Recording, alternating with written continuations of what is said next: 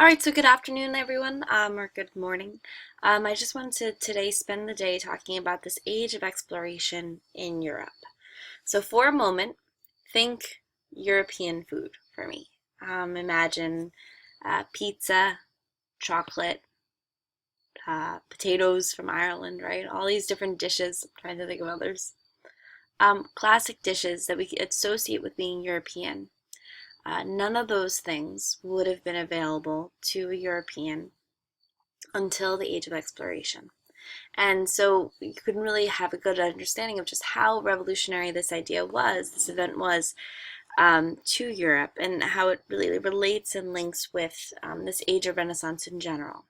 So my goal for today is really to just help give some context, go over some of the key points that you'll be reading in Palmer that you'll also be working on over in your class.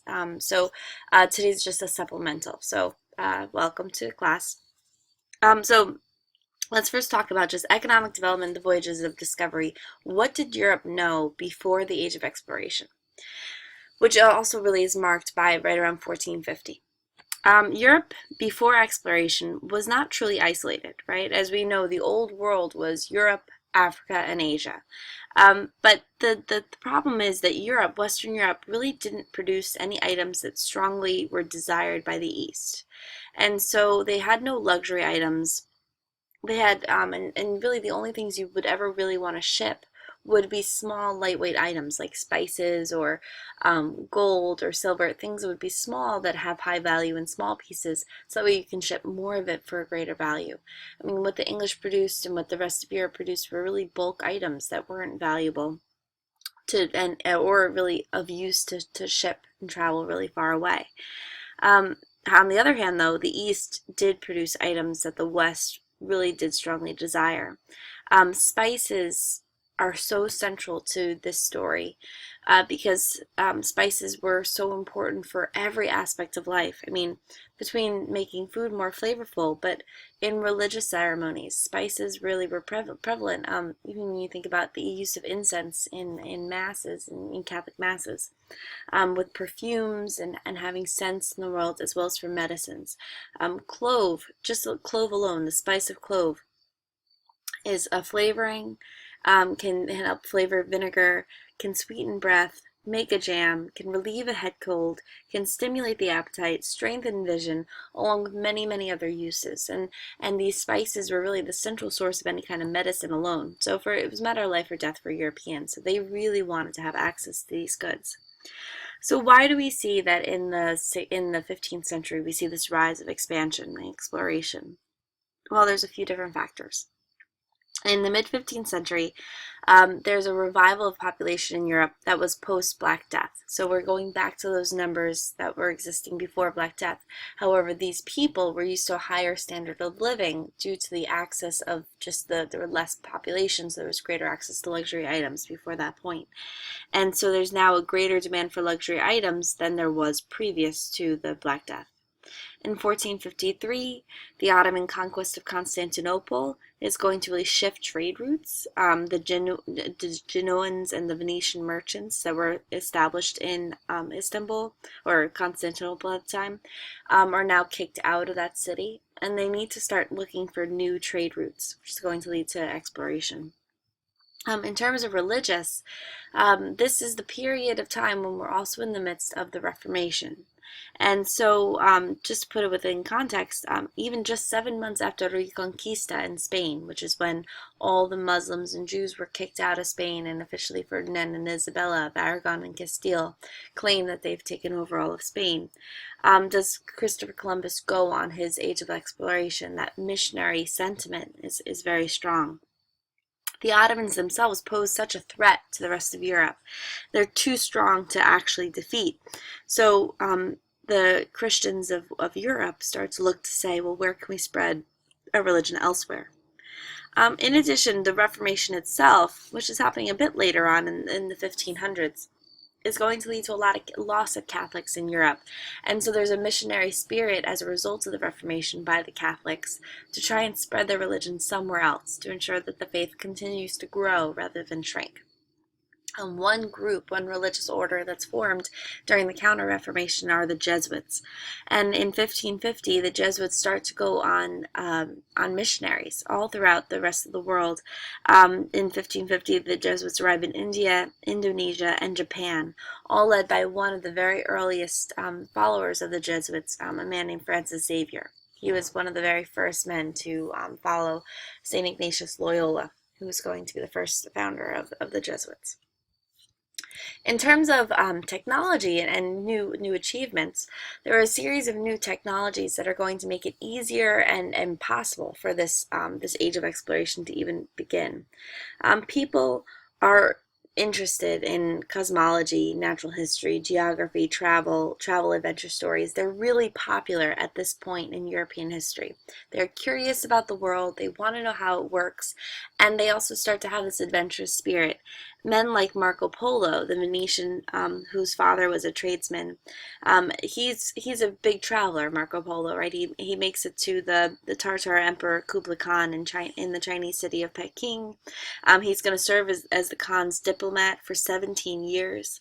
And then when he does return to Italy, he publishes his stories, and his books are just so widely read and embraced throughout all of Europe.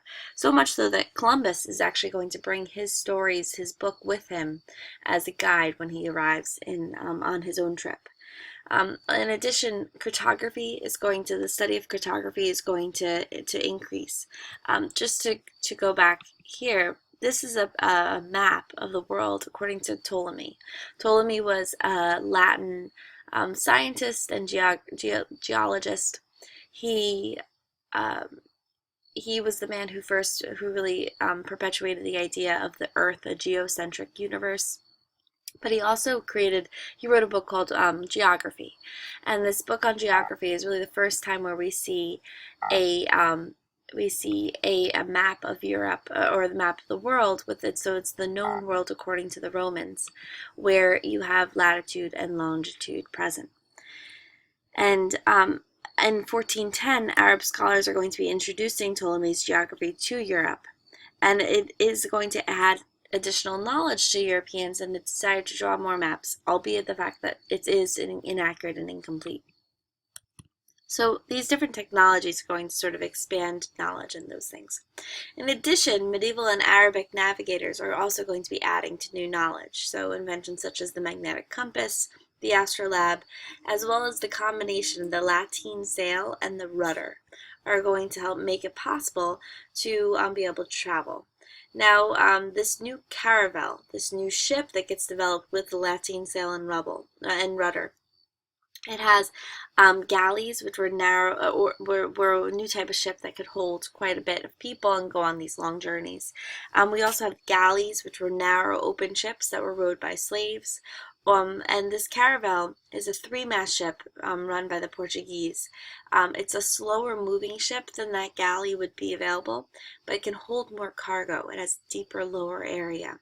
And so what that did is it meant that you could travel for longer distances with more resources available to you. In addition to these technology additions, there are a few other reasons why people have these goals. So I just want to read over these together. Bartholomew Diaz, one of the explorers, says his goal was to serve God and His Majesty, to give light to those in darkness, and to grow right as all men desire to do. Vasco da Gama, upon arriving in India, asked, "What do you mean, Christians and spices?" And Hernando Cortez says, "I have come to win gold, not plow the fields like a peasant." These three all highlight sort of the famous three causes for the Age of Exploration, which are gold, glory, and God. In terms of glory, that's a true Renaissance humanist idea, right? That notion of fame and honor, personal success. There's limited opportunities on the Iberian Peninsula, which modern-day Spain and Portugal, post-Reconquista for the aristocracy, for the nobility. Once they are finished fighting against the Reconquista, against the Muslims and the Jews, there's no further place for them to be fighting or to go. So this is giving them an opportunity to continue their purpose and their service in this world. Along with that, we have the new monarchs, the rise of these new monarchs who are able to provide financial support. They each have a desire to please God and glory from the profit of that trade. And there also is this competition between the different monarchs. The Catholic versus Protestant feud also is going to help fuel competition as well between the different rulers to see who can outclaim and outconquer. So now we'll look at some of the different explorations by the different countries. So Portugal is really the leader of the Age of Exploration.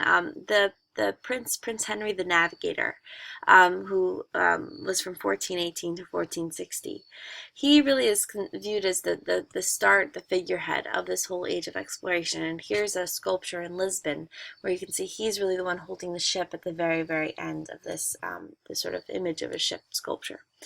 He opened up a naval school where he encouraged people to start experimenting and combining different ideas. He helped perfect navigation there, and he encourages ships to sail along the West African coast.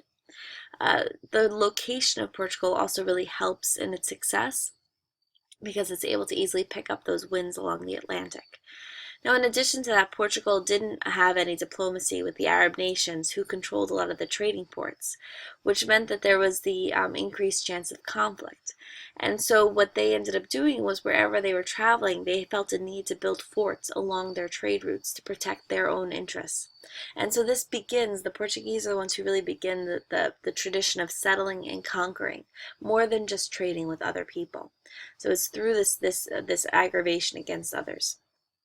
Bartholomew Diaz is going to be the first of the Portuguese to be able to sail around the Cape of Good Hope. So you can see his journey here along Africa, his journey is going to be paving the way for Vasco da Gama to be able to travel all the way around the coast of Africa and be able to make it into India and set up his first port in Goa in India. King Manuel I, who ruled from 1495 to 1521, is a major patron of da Gama, and he's going to be exploiting local rivalries to trading, breaking up Arab trade monopolies. So he's going to be really pitting the different groups against one another to help break up the Arab monopolies over these trade routes, particularly over the Indian Ocean, and to be able to have a foothold for the Portuguese. King Manuel I is also going to be expanding trade and help build a Portuguese empire. By the beginning of the 16th century, the Portuguese had discovered a new and direct route in pursuit of Asiatic goods, and they were the ones who were really bringing all of the pepper, cinnamon, nutmeg, ginger, cloves, luxury clothing, gems. All of these things were originally only available through middlemen, through the Muslims, Venetians, or Genoese, and now it's the Portuguese who are able to provide those goods directly to their people. Spain then enters into this age of exploration directly in competition with their greatest competition in their land, which would be Portugal. And so through competition with Portugal, they're trying to find a direct sea route as well to the riches of Asia, which prompts them sailing west in order to reach east. And this is why Columbus sails the ocean blue in 1492. Columbus entering in 1492 really marks the entry of Spain into the New World. He was a Genoese explorer and was commissioned by King Ferdinand and Isabella of Spain. Columbus himself had believed that he had reached China, but he couldn't find the Mongol Khan, the ruler of China at the time, so he began searching for more gold from natives. And the fact that he starts directly targeting the natives and working with them rather than looking for their leader is beginning this tradition of conquest and colonization rather than an exchange with equals. So from Columbus's perspective, he's going in and he's dominating rather than trading with an equal. Ferdinand Magellan is also going to be an explorer for Spain, who's going to be seeking access for Spain to Asiatic goods in order to compete with Portugal. In order to do so, he sails along the South American coast, trying to find a route that would circumnavigate the world. In doing so, he ends up arriving in the Pacific, and after those Straits of Magellan, as we call them down here in South America, after passing through those really rocky and terrible areas to be walking through and entering into these calm ocean waters, it now has the name Pacific because of those calm waters. Um, Magellan's journey truly revolutionizes the Europeans' understanding of the world. It's so much larger than they had ever had thought of. Spain, as a result, is going to focus on new territories and really financially benefiting from that rather than competing over Portugal for land. Cortez then is going to start conquering the Aztecs, and Pizarro will conquer the Incas for all these very reasons. Now, Spain and Portugal, through this competition, are going to be competing amongst one another, and the Pope is intervening. During this time of the Reformation, the Pope had very little influence in much of Europe, but he still had a strong claim in Spain and Portugal. And so what he does is he negotiates a peace treaty, and it's called the Treaty of Tordesillas, where the Pope divides up the world between Spain and Portugal along an imaginary line. Spain gets west of the line, and Portugal gets east of that line. And once again, this is another example of sort of a pre-Renaissance notion of the Pope being able to intervene, but it helps distribute the land amongst the two. Now, in terms of effects, the Spanish colonies, the way that they were being ruled, Spain is going to be at first utilizing the native people themselves for forced labor, and it's called the encomienda system. So they exploited the Indians as a force of labor. Later they're going to be enslaving Africans because the native people are going to be dying of diseases and are not able to keep up with the work. Along with that, we have Bartholomew de las Casas, who writes a book about the harsh treatment of the Native Americans, who he views are innocent, and as a religious man, he says, they're innocent because they had never had the chance to convert to be Christians. They were never exposed to these ideas. And so the Africans were viewed as possible slaves, whereas the native people were not. In 1560, Spain found a new way to extract silver, and Spanish silver ends up becoming very widely distributed throughout all of Europe. And it's almost the Spanish silver, the pieces of 8 as they were called, become the common currency that you'll see among everyone in Western Europe. However, for Spain itself, they never developed their economic activity within their own nation. They never developed some kind of industry. So with this high influx of silver, yes, they're getting wealthy, but that silver, every time a new shipload arrives, is worth less and less. So we have this rising inflation and then stagnation. So Spain actually is going into serious debt despite all these increased access to wealth. Beyond Spain, there's a big movement for a commercial revolution overall. And what we see as a result of the Age of Exploration is a rise of a real capitalism system and a transition from a town-centered to a nation-centered economic script. It's a very slow revolution, the commercial revolution. We'll talk more in depth about this in class, but the Age of Exploration really helps spur it. So I like to describe the commercial revolution as when we go from a land-based economy to a money-based economy. And the arrival of the Spanish colonies and all of that silver is helping enable the rise of a money-based economy because countries now have that wealth. But what's happening is we're moving more to a national spirit where our nation's economy is what matters rather than our local community. So we have this, it's a very slow revolution, as I just said. In addition to that, we start to see the rise of globalization and greater interdependence among different nations. So for example, Spain's going to start to get its grain from Poland through this exchange, along with many other goods that start getting traded amongst each other, even those bulk items that are not the luxury items. Now, there's also new ways of doing business as a result of the commercial revolution and this age of exploration. They need capital for investment, all of these different businesses. And so they're going to be looking for new banks. And a lot of national banks emerge, so such as the Amsterdam Exchange Bank. We start to see the rise of national banks along with their national economies. New businessmen are going to be emerging called speculators or entrepreneurs in order to provide that capital for investment. And we also see the emergence of the joint stock companies and the stock exchanges, where no one individual is taking the full risk for owning a company or running a business. Instead, it is spread among each individual, and those no one truly owns the business. Instead, you own a stock of a business which can be bought and sold among other people without affecting the business itself. In addition to those things, they also set up the mercantile system, which is where you have a favorable balance of trade for the mother country. One of the great tragedies that occurs during this time is also the slave trade. And out of the slave trade, the triangular trade, as you might know it as well, this notion of race gets invented. Originally, many slaves come from the Baltic region for Europe, and that's actually where we get the term for slave. It's from the word Slav in the Baltic region. But the Ottoman conquest is cutting off that source for the Europeans, for Western Europe. And so now they're looking for a new source for their slaves. And so they're actually going to be using Noah's Ark story. And there's a part of that story where one of Noah's sons sins as an explanation for why Africans are to be the servants of the servants. It's believed that that son populated Africa. And so that was the excuse or the rationale between why it was okay to enslave Africans, whereas it was not okay, it was not Christian to be enslaving the native people. This notion of race is also going to create some complexity as we go on, and it's truly an invention, the idea of the other. Before this point in Europe, race was not quite as prevalent or as discussed, considered. Perhaps, as I mentioned as I started this, there was a real new way of thinking and living, much because of the Columbian Exchange.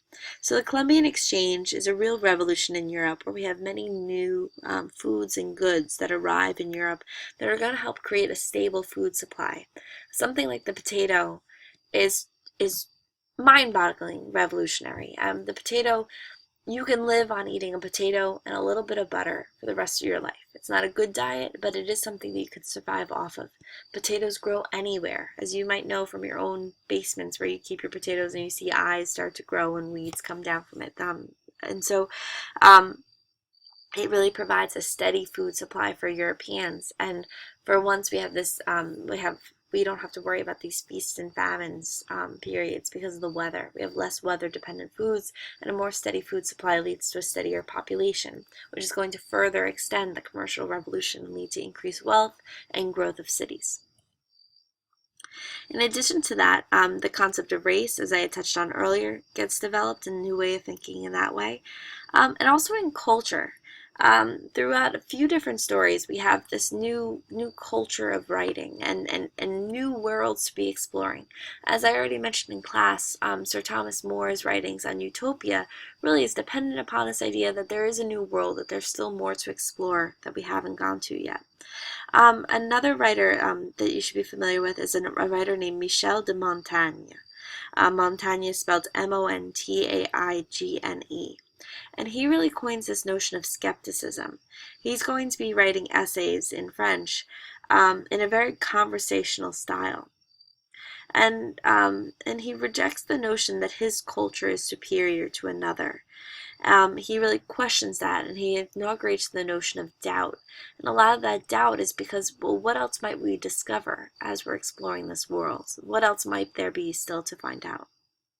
Furthermore, in William Shakespeare's writings, we're in the midst of the Elizabethan age, William Shakespeare's work, he really includes a question of moral ambiguity in his plays as well.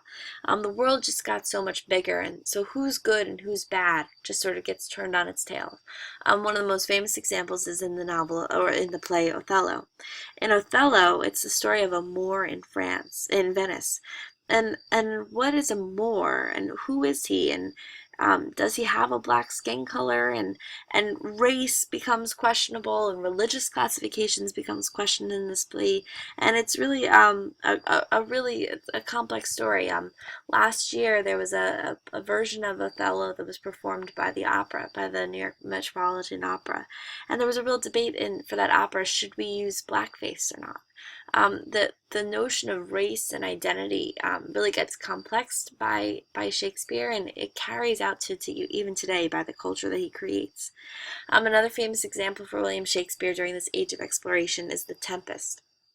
In the play The Tempest, it's shipwrecked men who end up enslaving a shipwrecked man enslaves a man who's on the island, on this abandoned island. And in the story of The Tempest, now the barbarian is actually the native person, where in the story of Othello, the barbarian is sort of mankind in general. So Shakespeare doesn't pose one answer for who's good and who's bad. Instead, in his plays, he's exposing sort of some of the concerns and issues that are surrounding his society and raising them for us today. So that's where we'll end for now. Please don't hesitate to contact me with any questions, and I hope you have a great day. Take care.